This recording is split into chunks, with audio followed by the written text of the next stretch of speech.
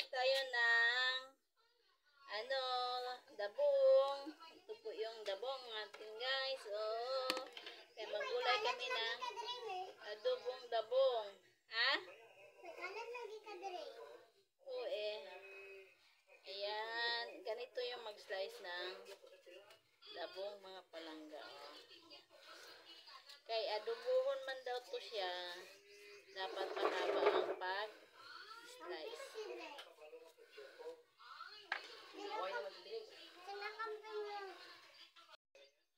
Ay pa guys, ganito yun.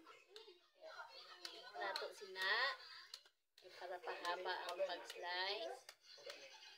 Ganon.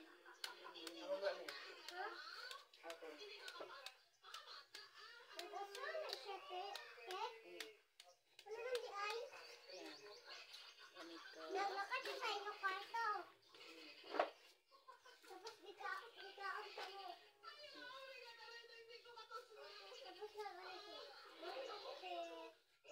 Ano siya? Ako cake, magulang ko mas unti. Kabalo lang yung mag-unti cake. Ito na guys, oh.